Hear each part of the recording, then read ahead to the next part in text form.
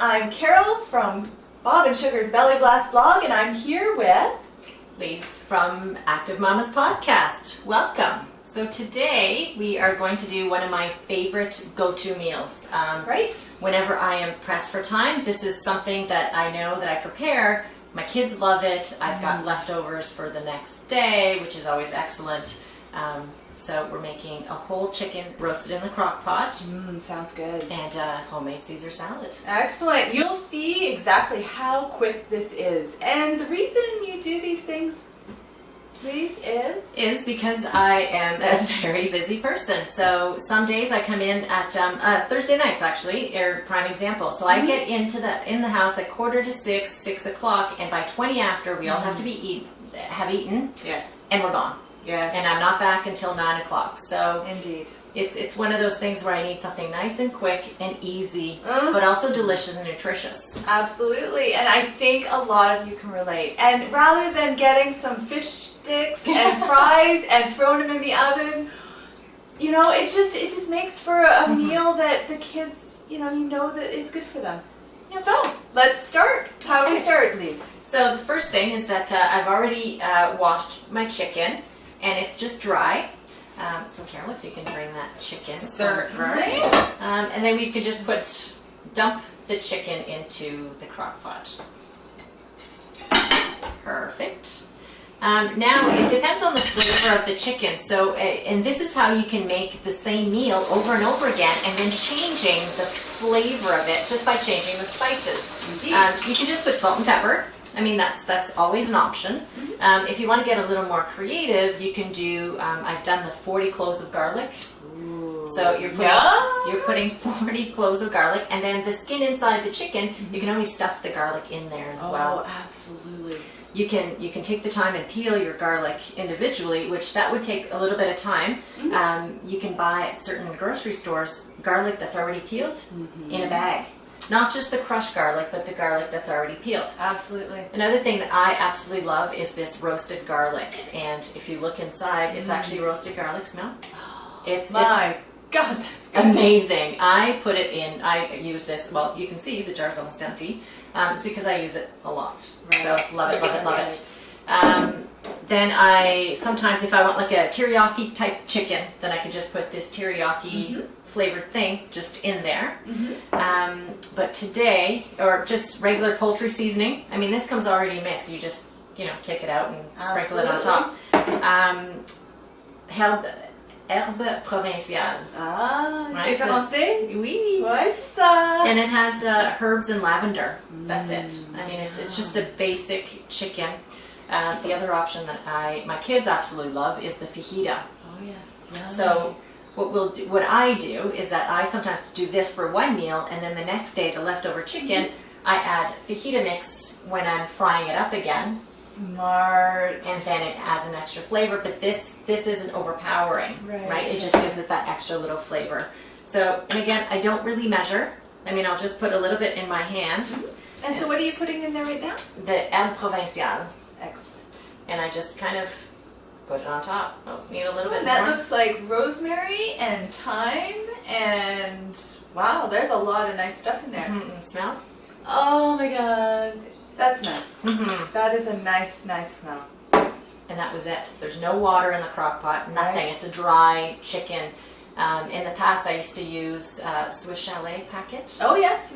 And just kind of have the chicken damp and then just spray it on top, and it was just like Swiss Chalet chicken. Certainly. Absolutely. There's a way to go. But unfortunately, it has wheat in it, so I haven't been able to recreate that, but hopefully, maybe one of our viewers. Absolutely. Tell us how you do your chicken without wheat or without sugar. That would be a challenge, right? Yeah, exactly. Excellent. So if I'm time pressed, if I'm swimming in the morning, that means I'm leaving the house at 20 after 5 in the morning. Yes. I don't have time to wash my chicken, to prep my chicken, or do anything. So what I would do is I would wash it the day before, put it in a Ziploc bag. Yeah. I mean, I use a ton of Ziploc bags just because I'm busy, and I know for the environment it may not be, but it's one of those things where I use it when I have to. Yep. And when I don't have to, then I use containers. But I would wash my chicken, even put the herbs on it the night before, or it really does take 2 seconds just to sprinkle it on.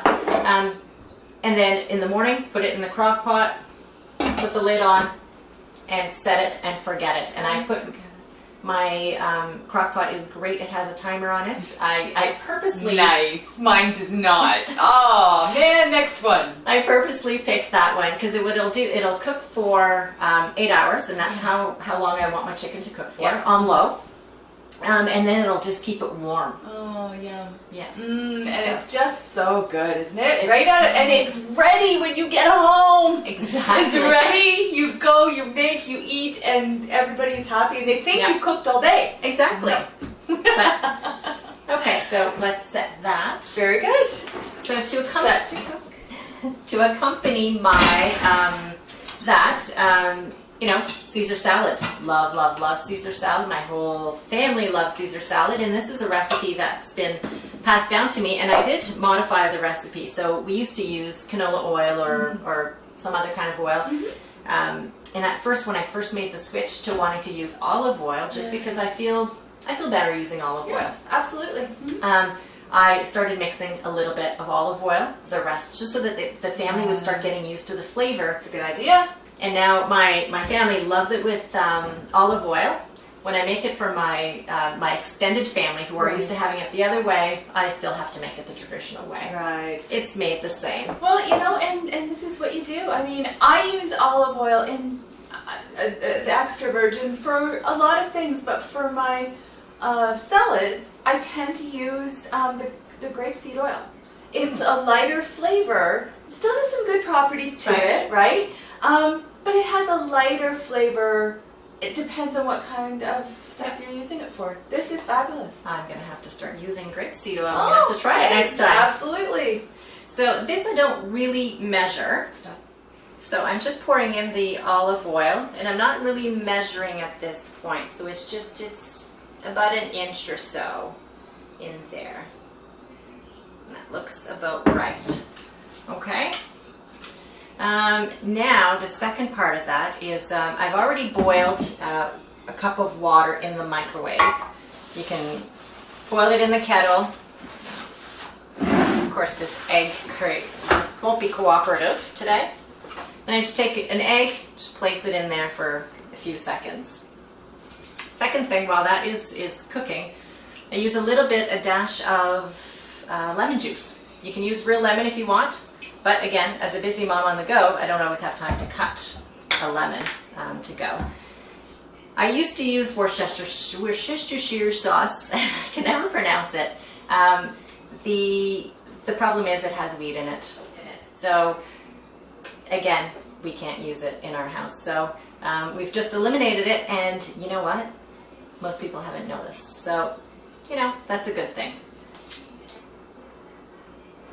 The next thing that I do is I add a little bit of Parmesan cheese. This is one place where I do add it. We are essentially dairy-free, but it just gives it a different texture and a different flavor with it. And I think this is Parmigiano Reggiano. And I find if you use a cheese that's an older cheese or a stronger tasting cheese, you just need less of it. And for us, that's a good thing. Okay. Next step, we take the egg out of the water. Then we crack it in here. Alright, so now we come over to our trusty blender, and this is where the tricky part comes in. Okay, so with this is that you have your handheld blender, and then the egg yolk that you're coming down directly onto the yolk so that it's trapped inside of the blade. And then you just start blending.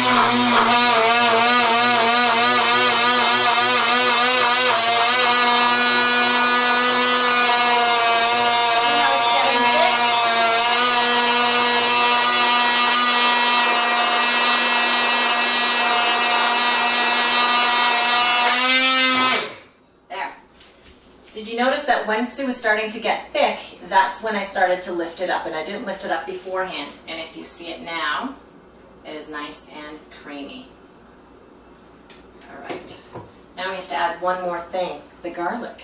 So you can't have a Caesar salad without garlic, and plenty of it. So, and again, this is one thing that you can adjust the recipe. So I absolutely love, love, love garlic, so I will put more than one clove, whereas, you know, my mom doesn't really like the garlic flavor, so she'll add half of one sometimes to make the same recipe. So it's all individual. I am absolutely not a chef, so what you do is just a little trick that I've learned. You get the paper off. I'll do that with 2 today. Again, we're trying to make it simple as possible. I do own a garlic press, but you know what? Half of the time, I'm just too lazy to clean it afterwards. I love using it, but unless I'm doing it for something else or I'm in the mood to cook, I tend not to use it.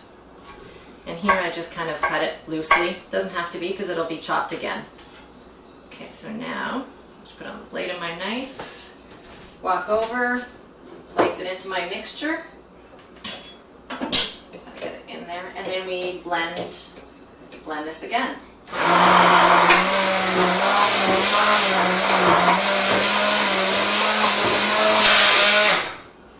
Excellent. So now that kind of mushed up my my garlic. Remember the cup of water that we had 2 seconds ago? Still warm? It's great for this. So you take this out. And I place it directly in the cup. I usually do this in the sink because sometimes it gets splashes everywhere. And it cleans the blades for you. Isn't that great? All right. So now we have our handy dandy sauce. So now it's time to assemble the Caesar salad. Again, because I'm really busy, sometimes what I do is I buy the lettuce leaves and I pre-wash it the day that I have time to do it. You don't have to do everything on the day that you're making it. And I put it in Ziploc bags and I put paper towel around it to absorb the moisture. Today is one of those days where I had no time for prep, so I decided to pick up already washed romaine salad. So I've got baby romaine or I've got the regular romaine lettuce. And it just depends on, you know, I get my kids to pick which one would you like at the house. So just put this in.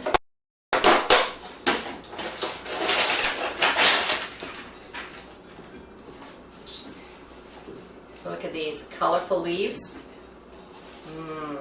You don't really have to, you can cut them, but because they're baby greens, you don't really have to cut or anything. All right, a little bit more. Then I'll just spoon over some of the sauce. And again, this is just what you'd like. Okay, stop.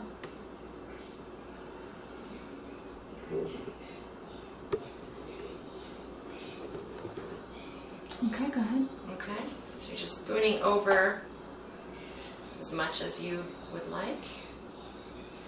Toss it together.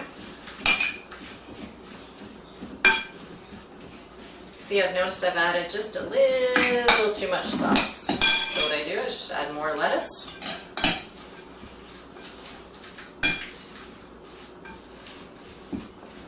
All right. Now, Caesar salad just wouldn't be complete without bacon. So the bacon, I usually take time and I cook an extra pound of bacon on the weekend and I freeze it in Ziploc bags. I have to actually hide them in my freezer or else, you know, somebody will eat them. So I have bacon and you just cut it on top. Crispy bacon. And of course we're not using croutons in this recipe. And if you wanted to, you can always add a little bit more Parmesan cheese, but again, that's up to you. And voila, you've got your Caesar salad is ready. So Lise, that was fantastic. The salad looks amazing, and I think the chicken is done. I think By so magic. too. I don't know how that happens. Okay, so Lise, grab the chicken. Let's take a look. All right. Oh my god, that looks so good. Yes. It's brown and it's got juices. So remember, if you remember, we didn't add any water to it, and if you can see, there's plenty of juices. That is great for soups. That is great for anything else. Yes. All right. Let me try to get this all in one piece. That's right. There that we go. Looks good. So all those Look nice at herbs that we had on that. there. Look at that. Yes, the chicken looks amazing. So let me see. How do you get rid of the... So I just cut it off, and really, I mean, it just depends. Some people in my family prefer the white meat. Some people prefer the dark meat, and they just kind of go through and they pick what they want. So once we're done with the chicken, I pretty much take everything, all the meat off, and I put it on the plate. So that way, you know, my chicken's never served this way. Right. Then I take the bones, and then I put them back in the crock pot, fill it with water, Oh, smart. and add just a touch of vinegar. Just a touch of vinegar. You can use balsamic vinegar, white vinegar, any kind of vinegar. What does it do, Lise? It tends to, I think it helps with to dissolve the bones. Oh, okay. Oh, leach the calcium from the bones. Right. Exactly. So Interesting. then I put the crock pot back where it belongs, so I don't even have to wash it. That's the best thing. I know, after your dinner. And then I put it on high for 12 hours. And then it makes fabulous bone broth. Sounds The good. great thing with this bone broth is that you can make it more than once. So after the 12 hours, you dump it out, add more water, you can add vegetables, you can add onions, you can add some of your flavorings, and you do it again. You can do it about up to 10 times, or once you see that it gets a little weak. So I never buy broth, ever. I imagine. Once it's done, I pour it in a container just so that it can cool down. So the juice containers that my kids don't drink juice anymore, so that's what it goes in. Then once it cooled down a little bit, then I pour it in Ziploc bags, or sometimes I put them in a muffin tin. This is a silicone one, so nothing sticks to it. Very good. How smart is that? And I freeze it, put it in my Ziploc bags, and when I want something to cook, then I just take one out, pop it. Or if the kids are hungry for soup after school, then it's easy. Okay, just add that, something else. Soup is done. Fantastic. What a great idea, and quick. Kind of the whole point. Healthy. So there you have it. You've got your wonderful Caesar salad with your dressing that's homemade, and bacon, my favorite, and lovely roasted chicken, and full meal for everybody and the kids, and everybody loves it. Well, I think that is another edition. Excellent. Now let's just talk about our name for a second. We haven't got a name yet. So what are we going to do? I think we should leave it up to our viewers for them to pick a fabulous name for us. I think that's a good idea. Let's have a few of you write in if you would like, and tell us what you would like to see our name as. That's the show's name, of course. We're not changing our names. Sorry, I kind of have grown attached, and I won't come to any other name apparently. So I'd love to hear what anybody else has to say. That's excellent. Excellent. So we'll see you again next time. Until next time. Bye.